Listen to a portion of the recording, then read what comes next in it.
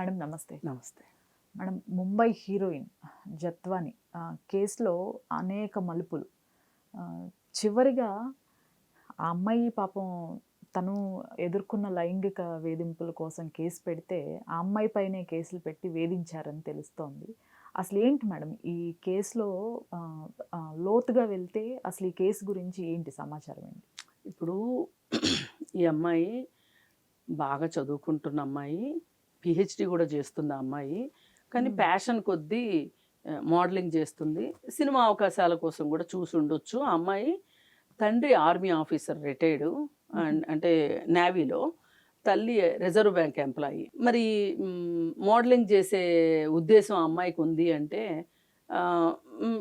అందంగా లేకుండా మోడలింగ్ ఎవరు చేయరు కదా! అట్లా మోడలింగ్ చేస్తున్న సందర్భంలో విజయవాడ నుంచి ఒకతను కుక్కల విద్యాసాగర్ అనే అతను, వాళ్ళ ఫాదర్ కుక్కల నాగేశ్వరరావు. అతను జిల్లా పరిషత్ చైర్మన్‌గా కూడా చేశాడు కాంగ్రెస్ పార్టీలో. వైఎస్ఆర్ ఉన్న టైంలో వైఎస్ఆర్ ముఖ్య అనుచరుడు అనమాట. అయితే వాళ్ళ అబ్బాయి తండ్రి బాగా సంపాదించాడు. వీడు అడ్డగోలుగా సంపాదించిన డబ్బులు ఇంట్లో ఉండేసరికి తిన్నదరక్క వీడు ఖర్చు పెట్టడం నేర్చుకున్నాడు బాగా. విందులు, విలాసాలు, ఖరీదైన బహుమతులు ఇవ్వటము, ఆడపిల్లలను లొంగ తీసుకోవడము, అలాంటి చరిత్ర అంతా ఉంది వాడికి. వాడికి ఏదైనా కుదురు వస్తుందేమోనని వాళ్ళ నాన్న పెళ్లి చేసినట్టున్నాడు. ఆ భార్య కూడా 3 నెలలకో 4 నెలలకో వెళ్ళిపోయింది ఆ భార్య. అది విద్యాసాగర్ నేపథ్యం. ఈ విద్యాసాగర్ ఏం చేశాడంటే ఇంకా అందమైన అమ్మాయిల్ని ట్రాప్ చేయటం కోసం మోడలింగ్ కోఆర్డినేటర్ కాదు, మోడలింగ్కి సంబంధించి ఏదైనా ఒక ఆఫీసో ఏదో పెట్టినట్టున్నాడు. పెట్టి మోడల్స్ అందరూ ఫోటోలు అయ్యి పంపిస్తారు కదా! ఆ ఫోటోలు పంపించిన వాటిల్లో ఇక వాళ్ళు ఎవరైనా పేదరికంలో ఉంటేనో, లేకపోతే వాళ్ళకేమన్నా వ్యక్తిగత బలహీనతలు ఉంటేనో, వాళ్ళని తను లైంగికంగా ఉపయోగించుకొని మోడలింగ్ సంగతి తర్వాత ముందు తన ఇంట్రెస్ట్‌ల కోసమే అది నిజంగా మోడలింగ్ కోసం కాదది. సరే ఈ అమ్మాయి కూడా అలాగే ఫోటోలు ఇవ్వటం జరిగింది. ఈ అమ్మాయిని కూడా మ్యారేజ్ చేసుకుందామని ప్రపోజల్ పెట్టాడు అతను. పెడితే ఈ అమ్మాయి ఇతని బ్యాక్‌గ్రౌండ్ చెక్ చేసింది. చెక్ చేస్తే ఇతను ఇట్లా భార్య వెళ్ళిపోయింది, ఇతను సరిగ్గా లేడు అనేది ఆ అమ్మాయికి అర్థమైంది. సరే ఇదే సందర్భంలో లైంగిక వేధింపులకు గురైంది. ఎక్కడ బాంబేలో. ఓకే. జిందాల్ ఫ్యామిలీ, సచిన్ జిందాల్ దగ్గర నుంచి. సరే ఈ అమ్మాయి కేసు పెట్టింది. అక్కడ జుహూ పోలీస్ స్టేషన్‌లో కేసు పెట్టింది. అయితే వాళ్ళకేంటి అంటే ఈ అమ్మాయితోటి కాంప్రమైజ్ చేసుకుందామంటే మాట వినట్లా. వాళ్ళ స్థాయిలో వాళ్ళు ప్రయత్నం చేశారు. ఓకే. అవ్వకపోతే అతనికి ఈ అమ్మాయికి విద్యాసాగర్ తోటి సన్నిహిత సంబంధాలు ఉన్నాయని తెలిసింది.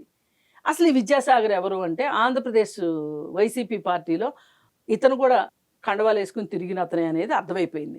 వెంటనే మరి జిందాల్ లెవెల్లో వ్యక్తులంటే జగన్మోహన్ రెడ్డిని అప్రోచ్ కావటం ఎంతసేపు, జగన్మోహన్ రెడ్డిని అప్రోచ్ అయ్యి ఇదండి మా పరిస్థితి, మేము ఇలా ఉన్నాము, మీరు కానీ ఆ అమ్మాయితోటి ఆ కేసు విత్డ్రా చేయిస్తే మీకు ఇంత ప్యాకేజీ, దీనికోసం పనిచేసిన వాళ్ళందరికీ గిఫ్ట్లు అది ఇది అని చెప్పి వాడు వచ్చి మొత్తం మాట్లాడుకుని వెళ్ళాడు. ప్యాకేజ్ అంతా మాట్లాడుకుని వెళ్ళాడు. అసలు మనోడే అసలు పెద్ద ప్యాకేజ్ స్టార్ కదా జగను. ఏ జిందాల్ కంపెనీలోనో వాటా అడుగుంటాడు, ఇస్తామని చెప్పి ఉంటారు. అలాగే డబ్బులు కూడా మాట్లాడుకొని ఈ విద్యాసాగర్ని పిలిచి, ఇప్పుడు ఆయన అనుచరులు కూడా ఉంటారు కదా, సకల శాఖ మంత్రులు, వాళ్ళు వీళ్ళు, వాళ్ళందరినీ పిలిచి కూర్చోబెట్టి ఇది మనకి కాంట్రాక్ట్ వచ్చింది, ఈ కాంట్రాక్ట్ని మనం వాళ్ళు చెప్పిన దీనికి చక్కగా పనిచేసి పెట్టాలి, గుడ్ రిజల్ట్ రావాలి, నాకు కాయా పండా అని జిందాల్ ఫోన్ చేస్తే పండు అని చెప్పేటట్లు ఉండాలి అని చెప్పి వీళ్ళకి అసైన్మెంట్ ఇచ్చేశాడు. ఇక వీళ్ళు రంగంలో దిగి ఈ కుక్కల విద్యాసాగరు ఇబ్రహీంపట్నం పోలీస్ స్టేషన్లో కేసు పెట్టాడు ఆ అమ్మాయి మీద. ఏంటి, కొన్ని డాక్యుమెంట్స్ ఇచ్చి 5 లక్షల రూపాయలు నన్ను చీటింగ్ చేసింది అని చెప్పి 420 కేసు నమోదు చేయించి ఢిల్లీ పంపించారు.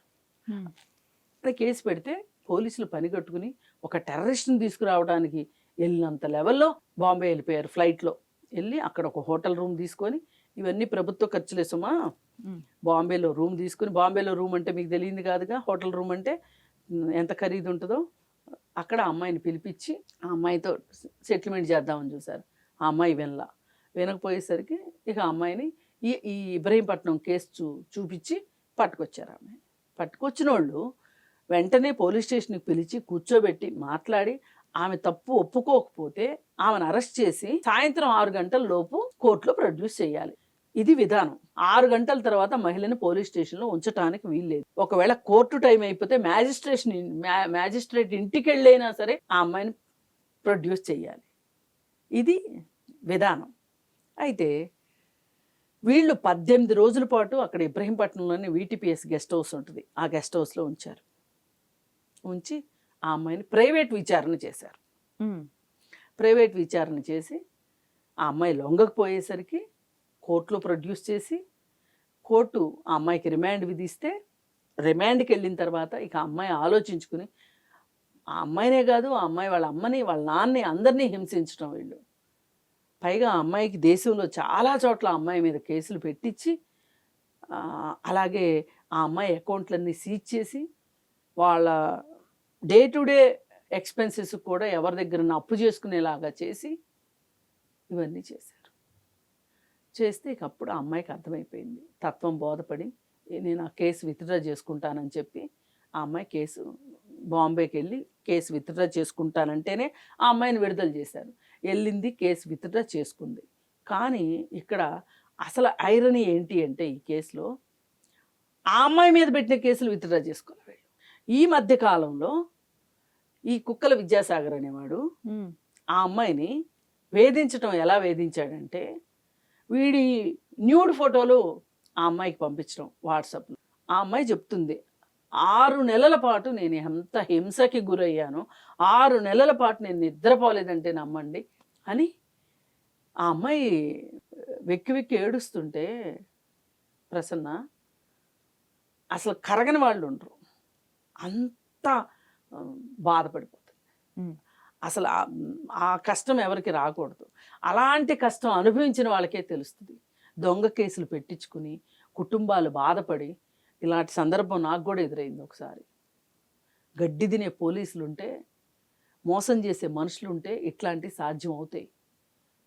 మోసం చేసే మనుషులు ఉండొచ్చు కానీ గడ్డి తినే పోలీసులు ఉండకూడదుగా. మనుషులు మోసం చేస్తారు కానీ పోలీసులు మోసం చేయకూడదుగా. చేశారు. ఇక్కడ ఎంతలా వేధించారంటే ఆ అమ్మాయికి ఆ టైంలో పీరియడ్స్ అయితే శానిటరీ ప్యాడ్స్ కూడా ఇవ్వకుండా అమ్మాయిని ఏడిపించారంట. ఎంత అసలు ఆ హింసతోనే ఆగారా, వీళ్ళు ఇంకేమైనా వేధింపులు చేశారా అనేది కూడా ఆ అమ్మాయి నోరు తెరిచి చెప్తే తప్పితే తెలీదు. అంతటి అంటే ఇంత చేసిన వాళ్ళు అది మాత్రం చేయకుండా ఎందుకుంటారు? ఇంత మానవత్వం లేని మనుషులు కాదు వీళ్ళు, పిచాచాల్లాగా పడ్డారు ఆంధ్రప్రదేశ్లో. ఇలా మనం పాత రోజుల్లో ఎక్కడో దగ్గులు పిండారుల గురించి విన్నాం కానీ చరిత్రలో వీళ్ళని ప్రత్యక్షంగా చూస్తున్నాం ఇట్లాంటి మనుషుల్ని. ఆ అమ్మాయి ఇవాళ ఒక ధైర్యం వచ్చింది. ఆ అమ్మాయికి ఆంధ్రప్రదేశ్లో గవర్నమెంట్ మారింది కదా, మారిన గవర్నమెంట్లో నా సమస్య పరిష్కారం అవుతుంది, నాకు న్యాయం జరుగుతుంది నాయుడు గారు అని చెప్పి అమ్మాయి ఏడుస్తూ ఉంటే ఇది మొన్న రాత్రి TV5 మూర్తి ఈ ఇంటర్వ్యూ చేశారు. ఆ ఇంటర్వ్యూలో అమ్మాయి మాట్లాడుతూ ఇప్పటికీ ఆ అమ్మాయిలో ఆ దుఃఖము, బాధ, ఆ భయము అన్నీ కొట్టొచ్చినట్టు కనిపిస్తున్నాయి. సరే ఆంధ్రప్రదేశ్ గవర్నమెంటు స్పందించి నువ్వు రామ్మా బాంబే నుంచి, నువ్వు వస్తే నీకు న్యాయం చేస్తాము, నీకు ఆంధ్రప్రదేశ్లో ఇదివరకు జరిగిన అనుభవం కాకుండా ఒక ఆరోగ్యకరమైన ఒక ధైర్యాన్ని ఇచ్చే వాతావరణాన్ని మేము ఇస్తాము అని చెప్పి నీకు న్యాయం చేస్తాము అని ఆ అమ్మాయిని ఆంధ్రప్రదేశ్కి పిలిపించారు. ఇప్పుడు విజయవాడలో ఉండి ఆ అమ్మాయి ఆ ఫార్మాలిటీస్ అన్నీ చూసుకుంటా ఉంది. అసలు దీన్ని బట్టి చూస్తుంటే అసలు వైసీపీ పార్టీలో ఉండే వాళ్ళకి ఇలా మహిళల్ని వేధించడం ఒక అడిషనల్ క్వాలిఫికేషన్ ఏమో అనిపిస్తుంది. ఒక్కొక్కరు చూసాం కదా. అవును, అంబటి రాంబాబు దగ్గర నుంచి, అవంతి శ్రీనివాస్ దగ్గర నుంచి, వాడి పేరేంటి గోరంట్ల మాధవ్ దగ్గర నుంచి, వాడు ఎమ్మెల్సీ అనంతబాబు దగ్గర నుంచి, నిన్న మొన్న బయటకు వచ్చిన విజయసాయిరెడ్డి కేసు నుంచి, మళ్ళీ దువ్వాడ శ్రీను దీని గురించి, ఈ మొత్తం కేసులన్నిట్లో ఆర్థిక లావాదేవీల కన్నా మహిళలపైన వేధింపులే కనిపిస్తున్నాయిగా. ప్రతి కేసులోనూ టార్గెట్ అయింది మహిళేగా. అవును, ఇప్పుడు అమ్మాయి శాంతి అయినా ఆ అమ్మాయి టార్గెట్ అయింది. ఇప్పుడు విజయసాయిరెడ్డికి ఏమైంది, నాకు గవర్నర్ పోస్ట్ ఇస్తారా అని అడుగుతున్నాడు ఇప్పుడు ఇంకా సిగ్గు లేకుండా. వాడు ఆ శైలీష్ అనేవాడు ఎవడో ఇంకొక రెడ్డి ఉన్నాడు కదా, వాడి దోమన వాడు బాగానే ఉంటాడు. ఇప్పుడు అన్యాయం అయిపోయింది ఎవరు? శాంతియే. రేపు కేసుల్లో ఇరుక్కుంటే ఎవరు ఇరుక్కుంటారు? శాంతియే. అంటే నేనేం శాంతి చిన్నపిల్ల పాప అమాయకురాలని నేనేం అనట్లేదు. కానీ ఫైనల్కి అంతిమంగా జరిగేది నీ దగ్గర నుంచి. ఇప్పుడు దువ్వాడ సీన్ ఉన్నాడు, దువ్వాడ సీన్కి ఒక భార్య ఉంది, నువ్వు నీ భార్య సావండి, ఏదో ఉన్న బావిలో దూకండి, అది వేరే విషయం. మాధురి కుటుంబాన్ని అయితే మీరు భార్యాభర్త మీ ఇద్దరి వల్లే కదా అమ్మాయి కుటుంబం రచ్చకెక్కింది. గోరంట్ల మాధవ్ ఎవరికి పంపించాడు అసలు ఆ వీడియో? తన న్యూడ్ ఫోన్ కాలు ఎవరితో మాట్లాడి ఉంటాడు? వాళ్ళనెంత నా కాలు మాట్లాడకపోతే నీ అంతు చూస్తానని చెప్పుండడు. ఇప్పుడు ఈ అంబటి రాంబాబుతో మాట్లాడినా, అవంతి శ్రీనివాస్తో మాట్లాడినా వీళ్ళందరూ వాళ్ళు పూర్తి ఇష్టపూర్వకంగా వస్తారా? వీళ్ళు అధికారం అడ్డు పెట్టుకొని అధికారం చూపించి భయంతోనే కదా వీళ్ళు ఏం చేయించుకున్నా కానీ ఈ విధంగా ఉంది పరిస్థితి. రాజకీయ నాయకులు ఎలా ఉంటే సామాన్య పౌరులు ఇంతకంటే విడిగా ఎలా ఉంటారు? పైగా ఇలాంటి వాళ్ళందరినీ శిక్షించాల్సిన పోలీసులు, శిక్షించాల్సిన ముఖ్యమంత్రి, ఆనాటి ముఖ్యమంత్రి ఏం చేశాడయ్యా అంటే ఏమి చేయలే. ఆయనే డీల్ మాట్లాడి వీళ్ళకి కాంట్రాక్ట్ ఇచ్చాడు. ఇస్తే ఇక్కడ మరీ ముఖ్యంగా మనం మాట్లాడుకోవాల్సింది ఇవాళ గట్టి గుణపాఠం నేర్పాల్సింది ఎవరికంటే పోలీసులకి. అసలు పోలీసులు ఆమె చెప్తుంది, విశాల్ గున్ని, సీతారామాంజనేయులు, క్రాంతి రాణా, ఈ ముగ్గురు వాళ్ళకున్న చట్టపరమైన అధికారాలని మించి అధికారాల అమ్మాయి మీద ప్రయోగించారు. అంటే చట్టాన్ని తొంగలో తొక్కేసేసి రాజారెడ్డి రాజ్యాంగం ప్రకారం వీళ్ళు ఒక కొత్త చట్టాలను రూపొందించుకుని ఆ చట్టాల ప్రకారం వీళ్ళు పనిచేశారు తప్పితే ఇండియన్ పీనల్ కోడ్తో వీళ్ళకి సంబంధం లేదు. మరి అలాంటప్పుడు అసలు వీళ్ళు ఇండియన్ గవర్నమెంట్ ద్వారా వీళ్ళకి ఉద్యోగాలు వచ్చినాయి, ఇంకా వాళ్ళకి ఆ ఉద్యోగాలు ఎందుకు పీకి పారేయాలి? కానీ ఇప్పుడు వీళ్ళు ఐపీఎస్ ద్వారా వచ్చారా, లేకపోతే ఇండియన్ పోలీసు ద్వారా రిక్రూట్ అయ్యారా? ఎలా రిక్రూట్ అయినా సరే ఈ ముగ్గురు పోలీసులు కదా, మీరు పనిచేయాల్సింది దేనికి అనుగుణంగా మీరు పనిచేయాలి? మన భారత శిక్షా స్మృతి ప్రకారం, మన చట్టాల ప్రకారం మీరు చట్ట ప్రకారం ఆ అమ్మాయిని శిక్షించాలి. ఆ అమ్మాయి కానీ తప్పు చేస్తున్నట్లయితే, చేయలేదు అని కూడా నేను చెప్పను, కేసు బయటకు వస్తే కానీ మనం ఏమైనా మాట్లాడడానికి లేదు. కానీ మీరు ఇంత పోలీస్ పవర్ వాడాల్సిన అవసరం ఏంటి? ఇంత అధికార మదం చూపించాల్సిన అవసరం ఏంటి మీకు? అంటే 30 ఏళ్ళు ఈ ముఖ్యమంత్రి ఉంటాడు, 30 ఏళ్ళు మనకేమీ బాధ లేదు, ఈలోపు మనం రిటైర్ అయిపోతాము, ఈలోపు వచ్చే కానుకలన్నీ జేబులో వేసుకుంటాము అని చేశారా? లేకపోతే అధినాయకుడి దగ్గరని తృప్తిపరచడానికి చేశారా? మీరు ఇప్పుడు బూట్లు నాకే కుక్కల్లాగా తయారయ్యారు మీరు. అధికారులు కదా, సిగ్గుండద్దు మీకు, సీమునెత్తురు ఉండొద్దు. ఎందుకంటే దేశం డబ్బు తింటున్నామే, ప్రజలు ట్యాక్సులు కట్టిన డబ్బులతోటి మనకి జీతాలు ఇస్తున్నారే, మన ఒంటి మీద ఒక కాకి బట్టలు ఉన్నాయే, మన బాధ్యతని నిరంతరం గుర్తు చేసే బట్టలు, అరే మనం 4 సింహాలు ఉన్న గుర్తులు పెట్టుకున్నామే, మన ఒంటి మీద ఉన్నాయే, అవి మనం చట్టానికి న్యాయం చేయాలి అని, ఏ చట్టాన్ని రక్షించాలని కానీ ఏమన్నా ఉందా అసలు? పోలీసులదే మరింత ఇప్పుడు. అందుకని ఆంధ్రప్రదేశ్ గవర్నమెంటు ఈ పోలీసులపైన మొదటగా చర్య తీసుకోవాలని తీసుకుంటే ఇది ఒక ల్యాండ్ మార్క్ జడ్జిమెంట్ అవ్వాలి. దేశంలో ఏ పోలీస్ అయినా ఇలా ప్రవర్తిస్తే గనక ఆ పోలీస్కి ఇలా ఉద్యోగం పడుతుంది, ఆ పోలీస్కి ఇట్లా పెన్షన్ రాదు, అతను ఇంకొక ఉద్యోగానికి అనర్హుడు అనేలాగా ప్రకటిస్తే తప్పితే పోలీసులు దారికి రారు. అంతటి అంటే ఏదో జస్ట్ సస్పెండ్ చేసేసి ఒక 6 నెలలో 3 నెలలో డిపార్ట్మెంట్కి అటాచ్ చేసేసామని చెప్తే వాళ్ళప్పుడు ఇప్పటి వరకు సంపాదించుకున్న డబ్బులన్నీ ఎక్కడ దాచిపెట్టాము, ఎక్కడ ఉన్నాయి అని లెక్కలు వేసుకుని అవన్నీ సరి చేసుకుని మళ్ళీ డ్యూటీకి రెడీ అయిపోయేలాగా కాకుండా వీళ్ళు ఏమైనా ఆస్తులు సంపాదిస్తే ఆ ఆస్తుల్ని గవర్నమెంట్కి ఇచ్చేసేటట్లు, వాళ్ళ ఉద్యోగాలు పోతే కానీ ఆ అమ్మాయికి న్యాయం చేసిన వాళ్ళు ఎవరు లేదు. అంటే ఈరోజు ఆ అమ్మాయి ముందు ఈ సదరు రాజకీయ నాయకులు కావచ్చు, పోలీసు వాళ్ళు కావచ్చు, మోకాళ్ళ మీద వంగి ఆమెకి క్షమాపణ అడిగితే కూడా వీళ్ళు చేసిన తప్పు మాఫీ కాదు. ఒక ఇండస్ట్రియలిస్ట్ కోసం మీరు ఇంత చేస్తారా? వాడికి ఎంత ధైర్యం లేకపోతే కుక్కల విద్యాసాగర్ అనేవాడు ఎంత ధీమా లేకపోతే దిగంబర్ అయిన ఫోటోలు పంపిస్తాడా? వెకిలి వెదవ కాకపోతే.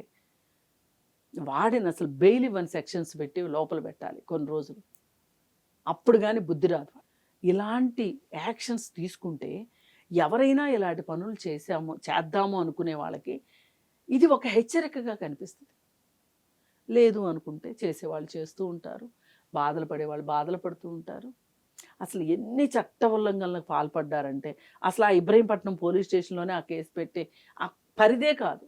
ఎవరైనా ఒక ఆడకూతురు వచ్చి నాకు అన్యాయం జరిగిందని పోలీస్ స్టేషన్కి వస్తే మీరు ఈ స్టేషన్ కాదు ఆ స్టేషన్ కాదు ఈ స్టేషన్ అని తిప్పి పంపిస్తారు కదా. అది వాళ్ళ హక్కు, 0 ఎఫ్ఐఆర్ పెట్టుకునే హక్కు ఉంది వాళ్ళకి. హక్కు ఉంటే కూడా వాళ్ళ హక్కును వాళ్ళని వినియోగించుకునేవరే మీరు.